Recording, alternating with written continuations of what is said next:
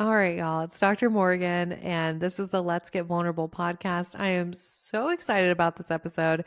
We are going to talk about breadcrumbing, mutual ghosting, and some of the other trends that are happening in dating. These things need to be addressed. So I'm so excited to dive into this. Starting out with breadcrumbing. What is it?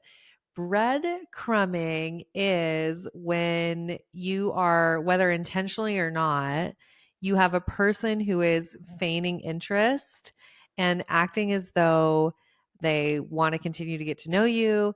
And the way that they're doing this is they are periodically connecting with you. So this could be someone who you went out on one or two dates and they just never followed up to set that third date with you, and then you keep getting these random messages from them, or they're commenting on your Instagram stories. They're just popping up occasionally, leaving breadcrumbs, right? And here's the deal. This can be intentional. It can be a way to get a quick dopamine hit if they think that you're going to respond to them, right? This can also be unconscious, and this can simply just be a compulsion. So someone is breadcrumbing and it's not even intentional. Whatever reason is behind it, I want to help you with the mindset on why it's not a good idea to entertain it. Where my OG lovers of the podcast, the people who've been with me from day one, you all know that I have a metaphor for this. I like to talk about plastic plants. When we are in a relationship with a plastic plant, it is where we're giving our energy, we're watering, we're moving it to a different room, we're dancing for it, we're singing to it, we're making sure it gets its little supplements, right? We're giving all this energy and we are waiting for this damn plant to grow, but it's not capable of it. It's a plastic plant. It does not have the capacity to be a healthy relationship. So, someone who is breadcrumbing you, that is a form of being a plastic plant. They are not showing up with consistency. They're not showing up with effort. They're not giving you the data that they are genuinely interested in you and that they really want to build a relationship with you. So I think it's important to realize why we can easily get pulled into breadcrumbing. So why do we let it happen? Why do we engage with it? There's a few things. So when we get that random text and we're like, oh, they must be thinking about me, right? Even though we haven't heard from them in 10 days, and they randomly reach out, our brain gets a dopamine hit. So we get this dopamine hit. It feels good. We feel like they thought of us, right? And then another thing at play here is this is something called intermittent reinforcement. Intermittent reinforcement is the most addictive type of interaction that we can have in our relationships. It is unpredictable. We never know when it's going to come. And then when it does come, we get that random dopamine hit. This is the same thing that makes people addicted to gambling, right? It's unpredictable. You never know when it's coming. The reality is that if the person just fell off completely, you never heard from them, right? Then you're much more able to disconnect from the relationship. But those random comments, those random messages, the hey, you up text at 2 a.m., it does what's called intermittent reinforcement, and it can keep your brain almost in this addictive cycle. So here's the deal. We don't care so much about why someone is breadcrumbing. We care more about what to do. So I'm going to help you with that piece.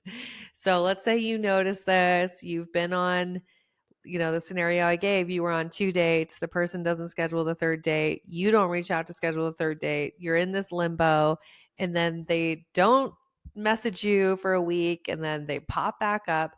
Let's say you're in that scenario. I want you, first off, to be really open and honest with yourself. I want you to answer this question.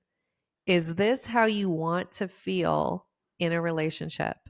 Do you want to feel like you're second guessing? You're wondering where the effort is. You're wondering if they're interested. You are waiting for them to text you. You maybe are getting, butterflies in your stomach when you do get the text and you feel like you might throw up and you go on this anxious attachment spiral. Like, ask yourself the question, is this how I want to feel in my dating life? And be really honest. Okay. The next thing I want you to think about is the way that even if this person is not taking up your time, because let's be honest, if they're randomly messaging you here and there, it's really not time, right? Are they, though? Are they taking up your energy? Because even if someone's not taking up my time, they can be draining my energy. It can be what is called an energy leak. Myself in the past, when I had disorganized attachment style and I was in all these unhealthy relationship dynamics, I had so many energy leaks where the door was still open with people. There was never closure. I had so many people breadcrumbing me all at the same time. It was like a big pile of breadcrumbs, okay?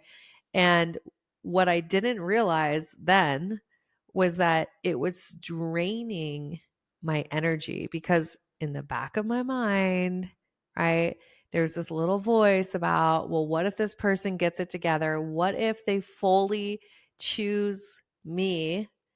And I was so accustomed to that, of the waiting and seeing and the unpredictability and even some of the chaos, the 2 a.m. texts, whatever. That was what I was so used to in relationships, that I just let it happen without realizing how in the background, all of these breadcrumbing individuals were zapping my energy.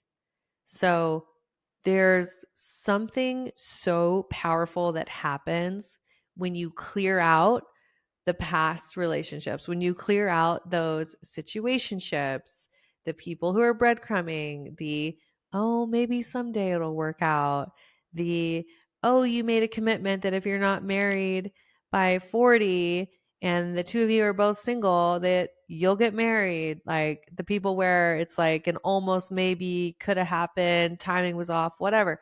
When you have all those people, it's actually draining your energy. And here's the crazy part, it is preventing you from showing up fully emotionally available for the right person.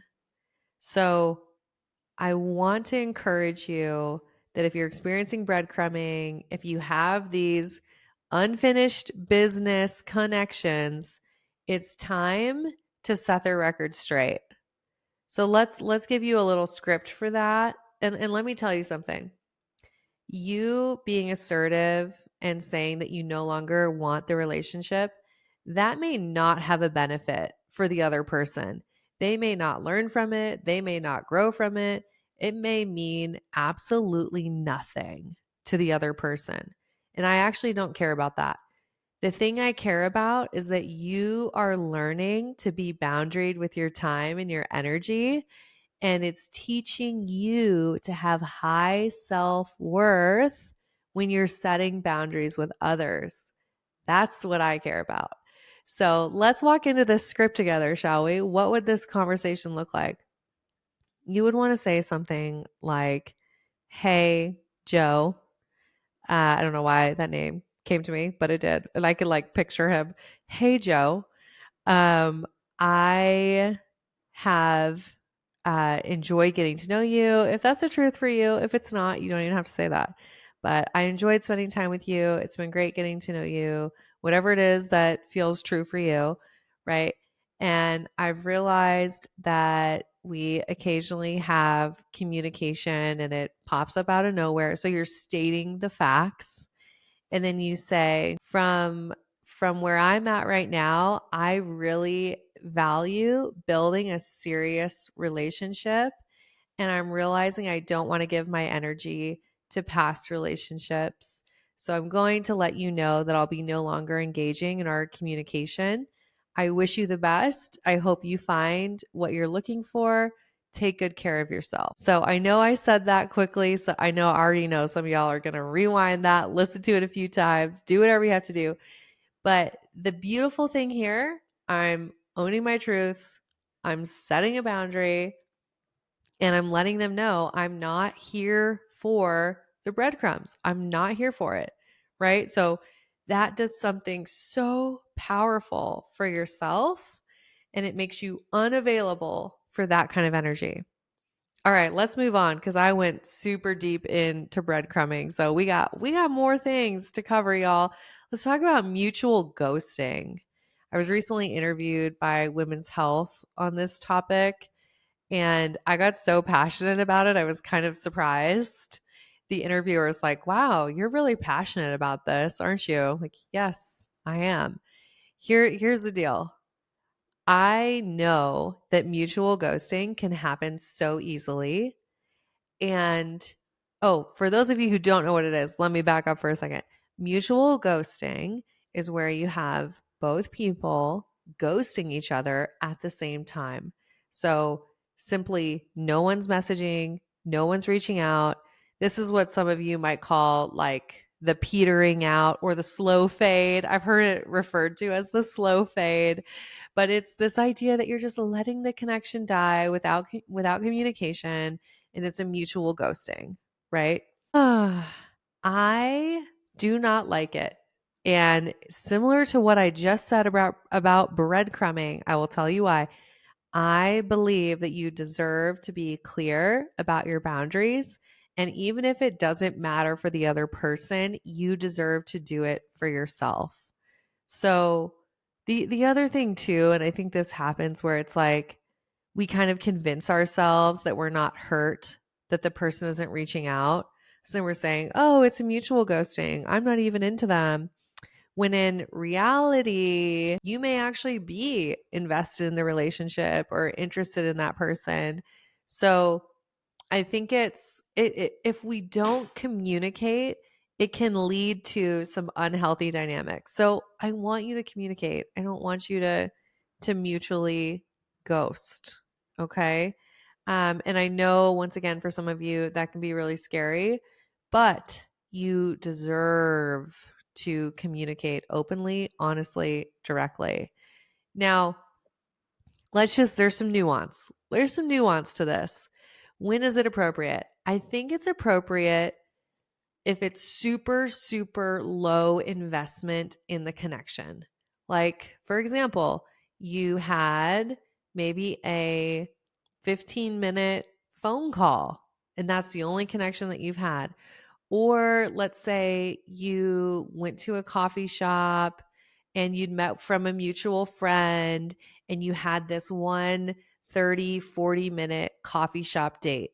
Those are very low investment ways of being in early stages, right?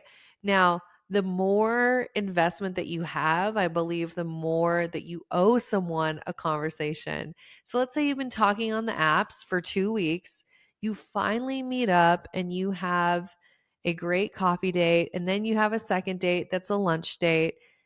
At that point, in my mind, there's no reason why you should mutually ghost. You've invested time, you've shown up, you deserve to communicate openly, honestly, directly. And honestly, I understand the pull. I understand the pull. I do, to do it because I want to just normalize this. Some of us are so afraid to have those conversations because we feel like we're rejecting someone, and you never know how someone else will respond to being rejected. That's so true, right? We never know. So remember, once again, it's not for them, it's for you. And here's the caveat to my hatred of mutual ghosting.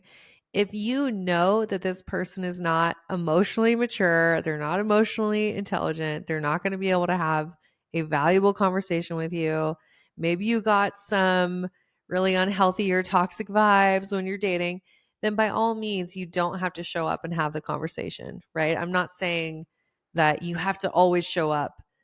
I just think when you don't, you are losing that opportunity to grow as a person. And I want you, honey, I want you to have all the opportunities to grow. So I really believe that you deserve to communicate when you can. All right. Couple other things I want to touch on when it comes to dating. We're headed into political season. I know all of us know it. The commercials have started. The topics are out there. It's a shitstorm and we can all feel it. So, what happens when you're dating and people want to talk about things such as politics, religion, these really deep topics, right? I want to advocate that you get to have opinions about the things that really, really matter to you. If your political identity is so part of who you are, I have a friend who's this way. I can think of her. She's posting about it. She's involved in the rallies. She's part of the young whatever society. I mean, it is super important to her, right? So then by all means, the politics conversation is probably going to be a deal breaker for her. Now, I know other people in my life where they're pretty apolitical. They don't really care. And it's not such an identity piece. It's more about just a choice, right? And they don't feel it's such a huge, huge priority. And the reality is that all of us are different on that spectrum. No one is the same. So only you know what is a deal breaker, what is not a deal breaker, and be honest about those things. And if it's a challenging topic, I think you get to say, hey, I understand that we may be different here.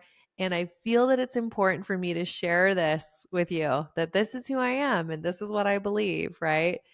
I think I think that you get to own it. You get to be open and honest about it. If it's important to you, share it early on.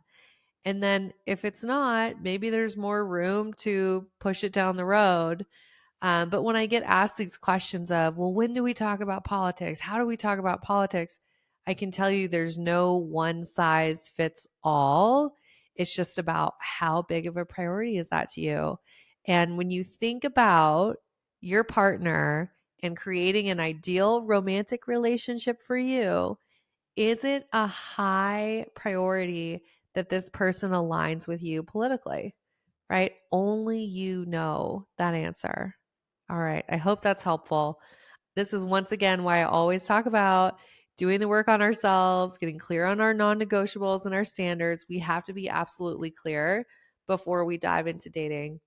And shout out to my client who sent me that question on Instagram. You guys, I'm in my DMs at Dr. Morgan Coaching. I'm answering your questions. And I love when you all tell me, like, hey, this is coming up for me. What would you think about it? Because then I get to obviously take it to the pod and answer it for you here. So shout out to my client. Thank you. Love you. Appreciate you. Really good question and so relevant right now. The other thing that we're seeing in 2024, I think this is really important to acknowledge, is that we have so many more people over 50 who are on the dating apps, who are doing the work on themselves, who are ready to find their person. And I love this so much. I actually get to work with a lot of women who are now finding themselves. They're later in life. Maybe they went through a divorce, their kids graduated, their kids are gone, they don't have to worry about their kids, and they are now for the first time finding themselves and they're learning how to date from a securely attached place. And I absolutely love it. There's no age limit. People find love later in life all of the time, right? There's so much BS out there about what your romantic life is supposed to look like. Well, it's not supposed to look like anything. It's your unique journey. I don't care if you're 55, 65, 75, 85, 95. I don't care how old you are or if you're just 35 and you're freaking the fuck out. Wherever you are, I need you to know this. You get to decide what your love story looks like. It is yours to write, right? You have your own journey. There's no way that it should be, no exact order of things. It's up to you. It's up to you, girl. Don't let, oh, I'm too old. Oh, it's too late for me. Please do not let that stop you. You deserve to become the version of you who can effortlessly receive love. To me, it's not so much about you finding the person. I get it. I know that's a big draw for a lot of y'all. You're like, I just want to find my person. Here's the deal. I know that's going to happen.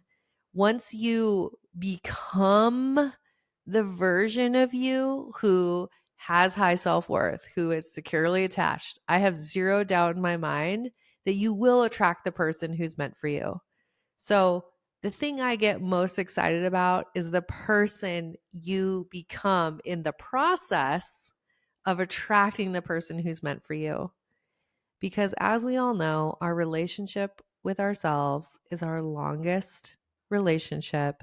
And we want to make sure that it is a securely attached, loving, kind, healthy relationship and that we have released our past. We are no longer holding on to the BS that has blocked us from what is meant for us, right? You deserve to become that version of you who effortlessly attracts what is meant for her. You so deserve it. And then, of course, you will attract an amazing partner. And that is certainly my case. I'm very, very happy that I did the work on myself so that I could accept someone who's so loving, who's so kind, who makes me feel like the luckiest girl in the world. This man, he knows my smoothie recipe to a T, makes it for me, gosh, 4 to 5 times a week. He knows I work out and then I have a smoothie, so he'll have it ready. And let me tell you, this is not an easy recipe, okay? I've got supplements, I've got special things that need to be added. And he nails like all 7 of these things every time, and it tastes amazing. And he has it ready for me. Like, this is the kind of partner I dreamed of. Someone who is so attuned and loving and thoughtful and kind and giving. And by the way, I think my family likes him more than they like me. Like, no joke. Gets along with my family. I never had that before. I never had someone where it was like, this person is my person. I'm proud of them and I can't wait for my family to meet them. Right? And I have that now, and I know it's because I became the securely attached, high self-worth version of me that made it absolutely without a doubt possible for me to attract him into my life. So I'm incredibly grateful. Obviously, I want that for you too. I want that for everyone. So if you want help, you know that we have the Empowered.Secure.Loved 8-week relationship program. It is everything A to Z, becoming securely attached so that you can finally attract your emotionally available dream partner. I want that for you, right? If you know that you need help with that, make sure you apply to the program. The link will be in the show notes. I would be so honored to be your coach. I love my clients. I love my community. You all are incredible. And I am just so, so thankful for you being in my life. And it really does mean the world to me to see the transformation, to see the healing. Oh, there you go. Get emotional. It just means so much to me because there was times in my life where I never thought that I could heal, and times in my life where I felt so stuck and so alone and like something was so horribly wrong with me and nobody would get me. And I had people who rejected me and people who said I was too much and I was a hot mess and they didn't want to be friends with me. And I experienced all that at different times in my life. And then to overcome it and then create this beautiful community that helps so many people realize that they're not alone. oh my God, it's the most meaningful thing in my life. It really is. So I genuinely love each of you. I'm sending you the biggest hug. And of course, if you know, hey, it's time to do the work, I'm here with open arms. You've got this. Okay. Make sure you go apply to the program. Once again, the link will be in the show notes. And let's do a little recap, shall we? Let's do a recap. Recrap. Because we talked about crap today. Let's talk about it. Okay. So, first off, we talked about breadcrumbing, and I went on a whole deep dive and I gave you a little script and I told you why it's a bad idea. So, we went in depth into breadcrumbing. We also talked about mutual ghosting and why I also don't like it, but then I gave you some caveats and some times when maybe it's okay. And then we talked about how to have conversations that are difficult when you're dating, and when you should share things such as political views, religion, etc.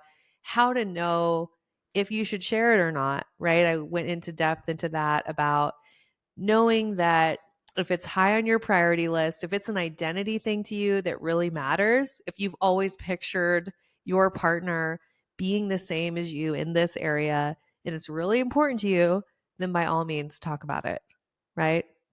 So I hope you enjoyed this episode.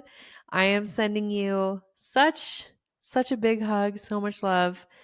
And of course, I'll be seeing you on the next episode. And I am wishing you high self worth and great relationships. I'll talk to you soon.